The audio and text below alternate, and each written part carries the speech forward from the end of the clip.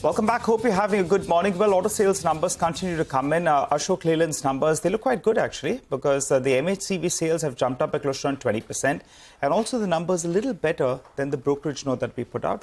So the total sales numbers have grown by close to around 19%. And I think we had an estimate of close to around 22,000. Now it's coming closer to around 24,000. So now these numbers look pretty good.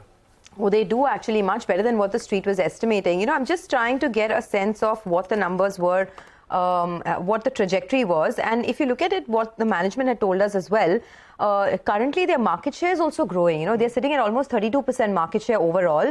And they said that not only are the numbers growing, but the market share compared to the overall market. If you compare it to what Tata Motors just did in the CV space, I was just mentioning how Tata Motors numbers have actually fallen in the commercial vehicle space. So in that context, Ashok Leyland is doing quite well. Over the last 6 months, the company said in the last interaction I had with them that they've gained 6% market share. So it would be very interesting to, find out from them what the tally has been in the month of March itself. Also, another thing is they are looking at double-digit volume growth in FY24. So that was the guidance that they had put out last time around. But Prakash Diwan is joining in. So let's get a quick call from him. Prakash, Ashok Leyland has been one of the strongest stocks. At 140 though, is the risk reward still favorable for a long-term investor based on these numbers? Good morning, Sonia. So, I think essentially if you see Ashok Leyland has been very sideways on the stock at least. But from a business standpoint, this was a year of transition for them. This was a year of consolidation. If you see the portfolio mix, the product mix itself, their focus has been on the MHCV, this thing, very clearly given the fact that that's the segment where the margins are far more superior and the volume growth is also very promising. And that's what even the Tata Motors numbers actually tell you, while they might have lost in the context of market share. So essentially, when you have a market, when you have an economy where it's the old economy sectors that are doing well, there is no reason why commercial vehicles will not start participating with a lag. So I think given the kind of movement that you see on commodities, especially coal and steel and all, and the way the GST numbers tell you that, there's much more that's happened in terms of improvement, in terms of, mobility of commercial goods and commodities, there is going to be a very, very significant tailwinds to this particular business of the commercial side. Commercial vehicles is also another area where the impact of raw material price hikes was very high throughout FY23, and that might not be the case going forward. So, a lot of things kind of falling in place for them. I think at 140, it definitely offers you at least a 15-18% kind of an upside. And it's done well. I mean, it's done, 10%, 12% for the whole year, for the whole financial year, which is really not bad given the fact that most of the Nifty, metrics are not as robust. All right. Hi, Prakash. Good morning. Prakash, we normally don't see any cement operational update coming in from a big cement maker. But UltraTech Cement, they've turned that around this time around. The first time, I think in the last 10 years that I'm tracking, more than 10 years, have they come out with an operational update. And boy, isn't it good. How do you read that? Because they've grown by 15% in Q4 on a year-on-year basis. The industry could have grown by around 10 to around 12%. So how do you how do you look at UltraTech Cement from year on? It's done very, very well. They're gaining market share. And now there's a price increase that's been pushed through for the entire industry on the whole. Yeah. So absolutely, Nigel. I think this is the very clear indication of the industry coming of age. There was a time when we used to get dealer updates with a little bit of a lag, and then the quarterly updates, which also used to be at least about 20 days into the next month. Here, you're talking about businesses doing so well and system being so robust.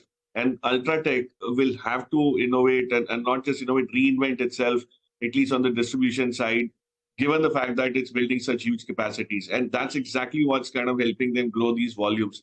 They don't get restricted with geographical concentration anymore. I mean, they're so evenly balanced. I know of this thing that the fact that they're actually looking at recruiting more dealers after a fairly long time, which hasn't happened in the industry for quite some years. And that tells you that they've started flexing their muscle on the distribution side in anticipation of all the capacity increments that they're looking at.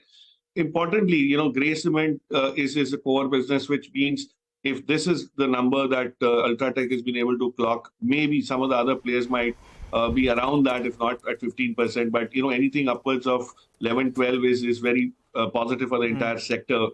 So I think the sector will start seeing a little bit of interest come back in this financial year, and we know housing and all is looking so positive as well. So great headwinds, good metrics, raw material benign, everything, raw material prices being benign. I think it really works well for the sector.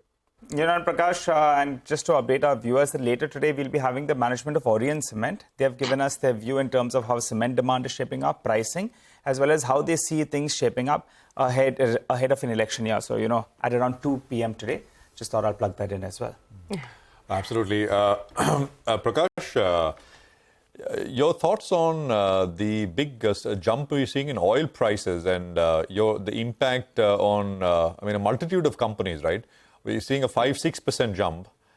Any actionables straight away? So I think, Prashant, this is something which might not go down very easily and might puncture this whole momentum that we've seen last week build up in our markets. Though the US handover seems positive, but I think this crude the decision on the production cuts have come past that Friday, and that means that we will see some negative reactions. We could see a little bit of tepidness in the market and across sectors. This is not something which is because it's going to impact inflation, which is the big issue that everybody is trying to get a handle on. And if that is going to be let loose, then again you have second order, third order impact on most sectors. So I think this is going to be a week where you'll probably see a little bit of weakness.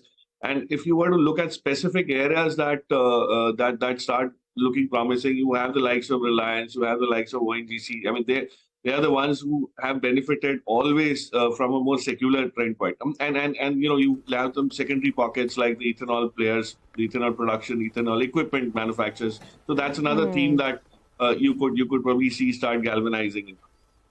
Okay. Prakash, I have many more questions for you, largely on auto stocks, as you would expect. But I need to take a little bit of a breather and talk about the other big headlines.